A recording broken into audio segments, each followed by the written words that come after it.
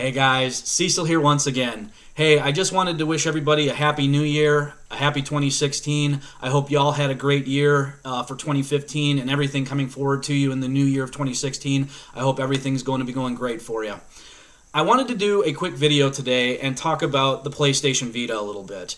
This is a topic that I've been stewing in my mind for the last month or so. If you remember from a few weeks back, I kind of did a quick video on the Wii U, its third anniversary, what had happened with it, what's going forward, and I want to kind of do a similar video today on the Vita.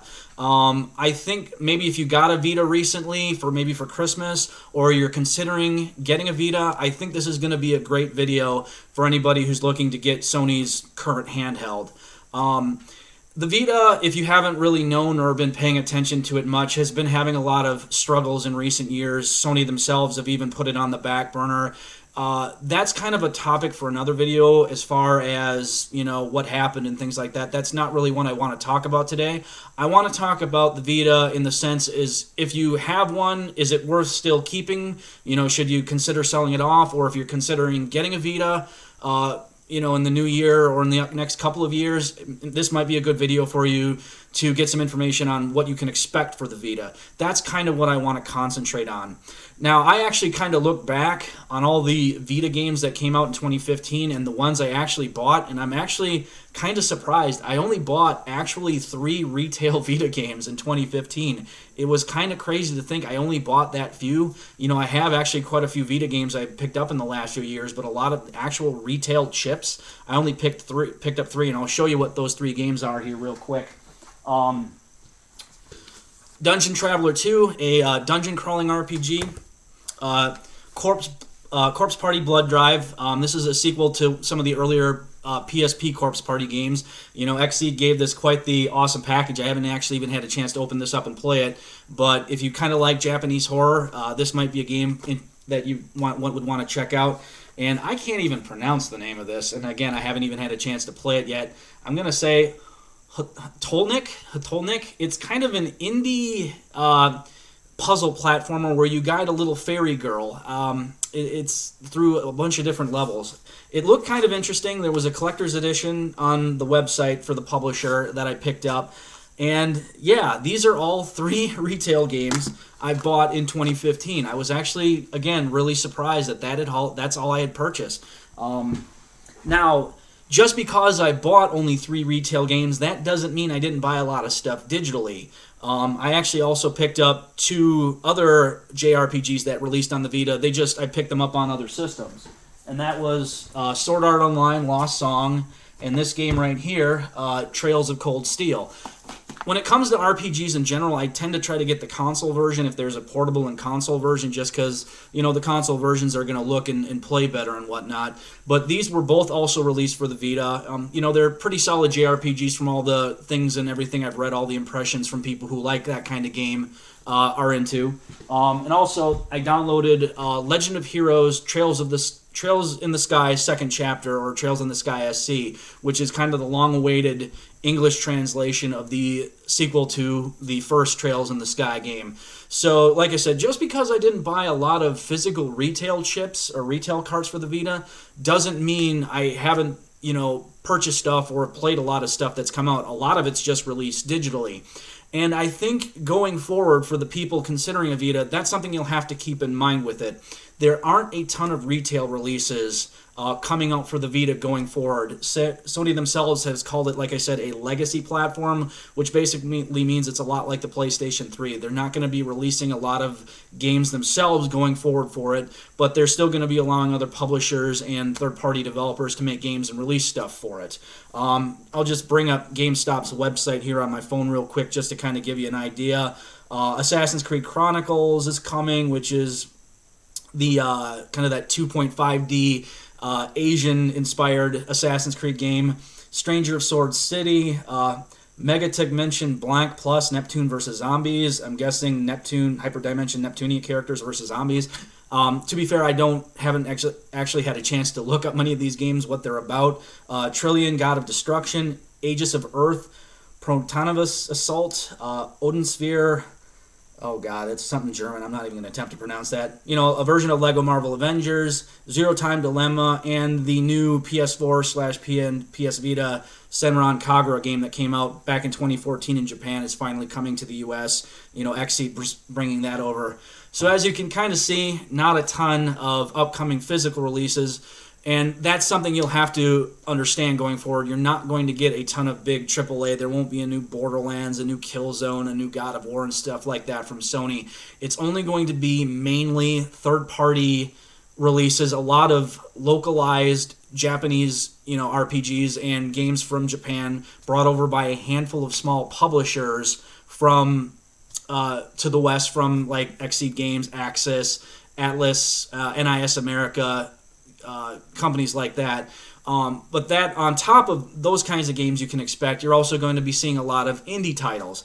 The Vita, especially through like the PlayStation Plus, Vita has been a great breeding ground for a ton of great indie titles. So if you love indie games, if you play a lot on PC, maybe mobile, portable, console, things like that, if you love indie games and those style of games, the Vita is going to be right up your alley because, like I said, Sony has really been embracing that market quite a bit, and through PlayStation Plus and other releases, it's been a great breeding ground for indie titles, like I said.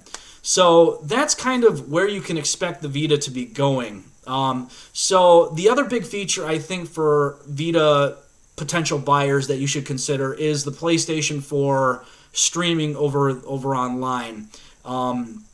Basically, it allows you to, stream PS4 content that is supported, admittedly, and a lot of it is, to your PlayStation Vita, so you can play it online over Wi-Fi, over the internet. And for the most part, it actually perks pretty good. As long as you got a pretty solid internet connection, I was pleasantly surprised. That is a great extension of your PlayStation 4 gaming experience. It might be worth something to consider if you're on the go, you're around a decent internet connection a lot, maybe on break at work or at school. It's a really, really handy thing to have, I'd say, just because it allows you to pick up and play where you left off from your PlayStation 4 games.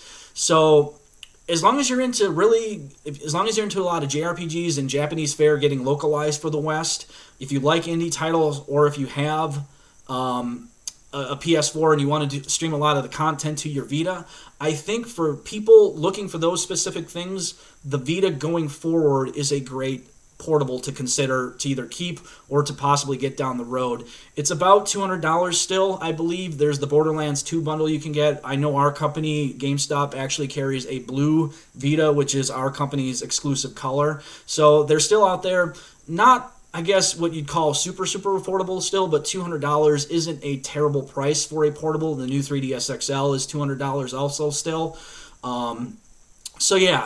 Definitely check it out. I will say again, my one major gripe with the Vita, and this is something that any prospective Vita buyer needs to take into consideration, are the memory cards.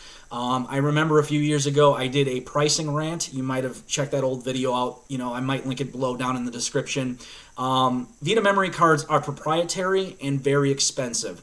If you had a PSP in the past, you might remember the Memory Duo cards, or they're a universal media, not the same on the Vita. They're a 32 gig memory card from Sony, brand new, is $59.99 still. That's only $20 cheaper than it was at launch. In this day and age, you should not be paying more than $15 or $20 for any sort of memory in that 32 gig size range. To me, they're still overly expensive, and to me, that's one of the big reasons that the Vita failed. I think at a minimum, if you're looking to get a Vita and you're going to be purchasing a lot of digital content, a minimum of a 16 gig is the memory card size you should be considering.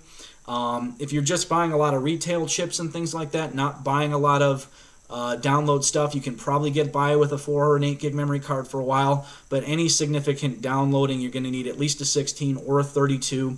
There are 64 gig cards floating out there, but they're very expensive. But if you got a lot of money and you like downloading a lot of things, it's just something to keep in mind. I think that's the biggest proprietary memory card Sony has made. So just something to keep in mind if you're considering a PlayStation Vita. If that's not prohibitively expensive to you, and like I said, the things that I mentioned are right up your alley, it might be worth getting a Vita. But if you're expecting a lot of like Western support, a lot of third-party support, any major titles from Sony, you're not going to be getting that. And so just the unfortunate reality of the handheld this day and age. It's a very niche market, admittedly, but for a lot of hardcore collectors and gamers, as I may have said with the Wii U, the Vita is again a great collector system.